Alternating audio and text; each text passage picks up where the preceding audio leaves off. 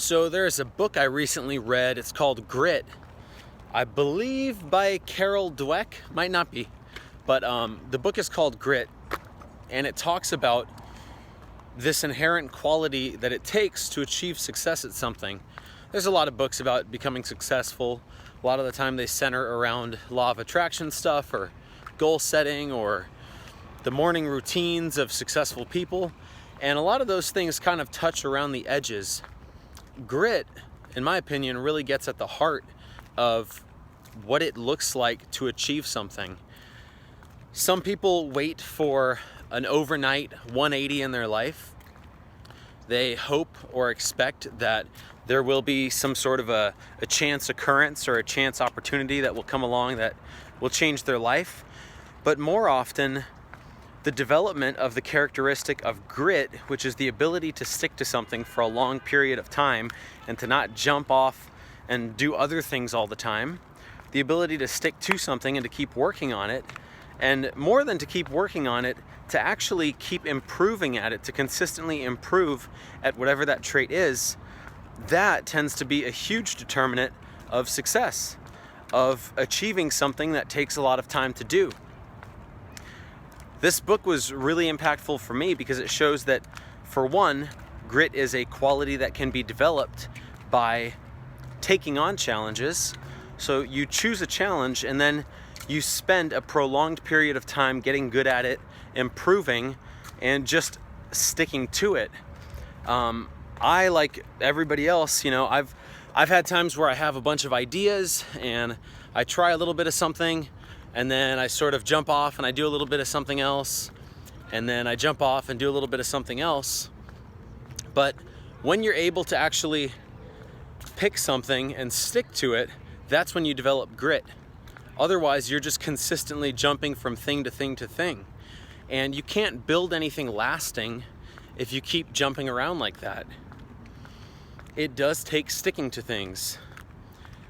Now, preferably, you can pick something that you both have some talent at and also that you enjoy. Some people pick things that they enjoy but have no talent at, which is okay as well. But if you can bridge the gap with those two and you could pick something that you are good at, sort of inherently good at, maybe it's something you've been complimented on for a while since you were young, a talent that you've had, and something that you enjoy doing.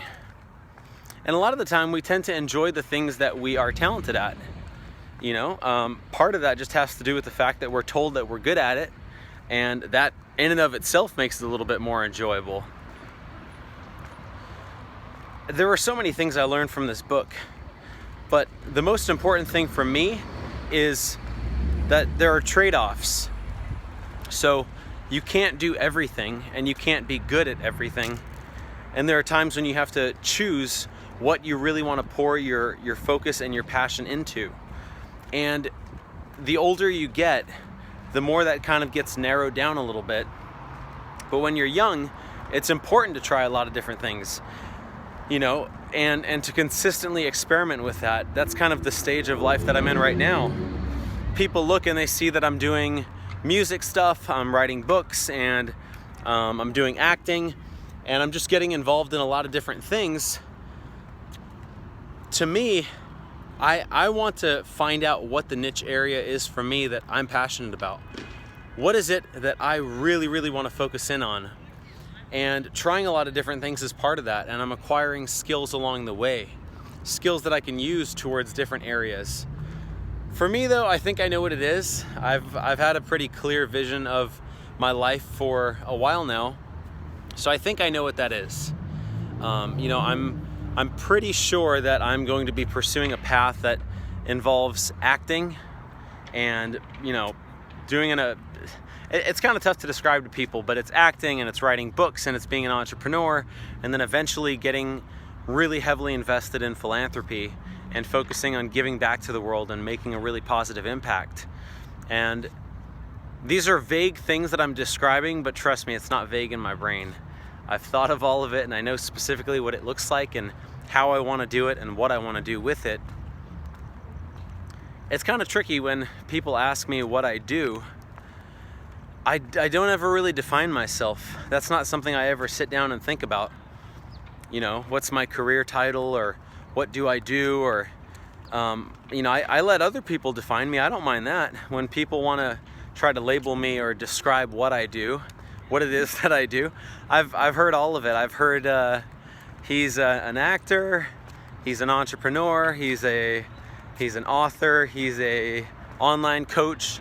I had somebody describe me as a personal trainer. I was like, all right, I'll take it all, sure. But I never actually attempt to describe what I do. What I do is I follow, it's kind of like an inner impulse. In the past, so I used to try to plan everything. I would try to plan things to the nth degree. And this is something that I kind of learned a little bit about from Mark Bell, and I talked to him about, you know, when you're working on something, in the past, I wanted to have the entire path mapped out.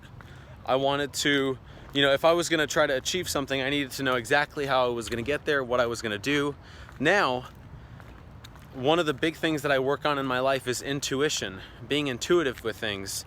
And I've not only done that with my goals and with my training, but I've also worked on becoming more intuitive with my work. So I can hold a goal up in my mind now, and I know what the next steps are to take. In the past, I would see people that would do that, and I would think, how the hell do they do that? Like, why take that step? You know, like what's the reasoning behind taking that step? Like, what's the return on that? Where is that going to lead you? How do you know that that's the right step to take? Why not take this step? Why not take that step? And after a while, you realize, oh man, this is a great line from a Michael Jackson song. Any path that you take will get you there if you only try.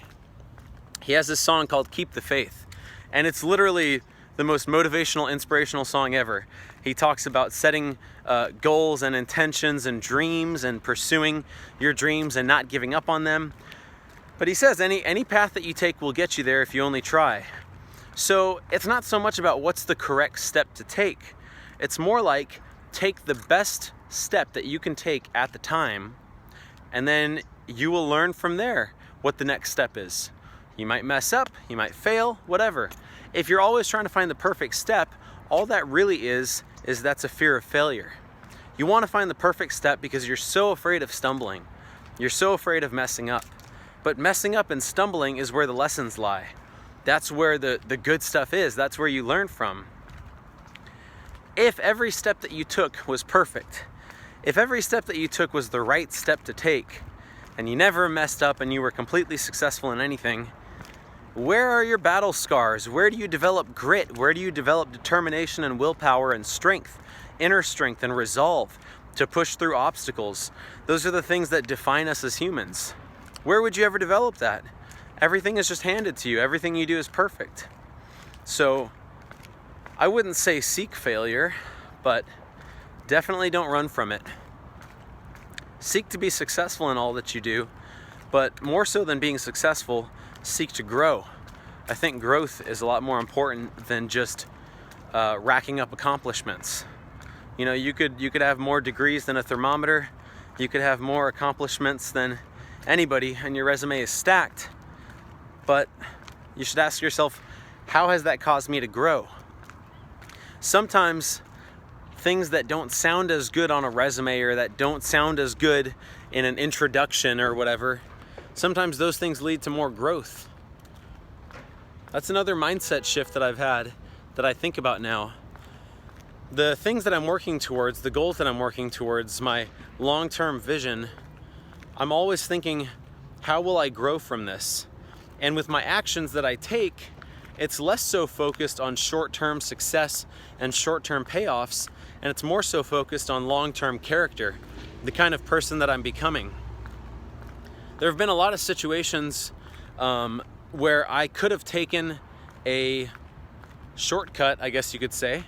I could have screwed somebody over, or I could have taken the easy way out. I could have cashed out really quickly. There's a lot of stuff like that where you get handed like a, you know, it's almost like gambling. It's crazy. And you have to know how to play your chips right.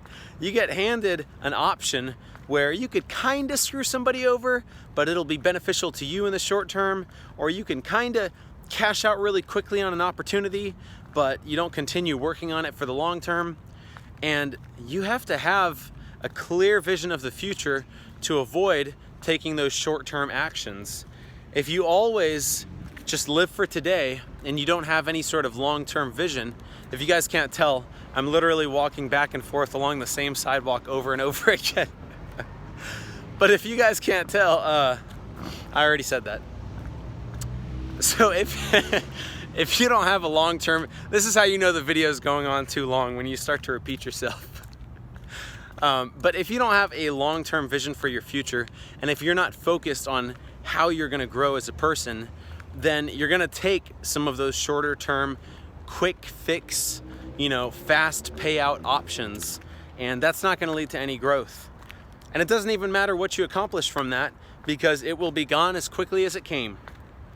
That's just how that works. If you haven't developed the skills to maintain wealth, to maintain good relationships, to maintain whatever success you accomplish or acquire, then it's gonna be gone as soon as it came. So you gotta stick with things. You gotta stick with them and focus on growth. It's very tough to be inspirational when you just screwed your own video up. Okay, I love you guys. I'll talk to you later. Hope everyone's having an amazing day. Hope this was a little valuable for some of you. Just talking about some things that I've been learning in my own life, but also in that awesome book called Grit, which I would highly recommend you check out. So, see you guys later.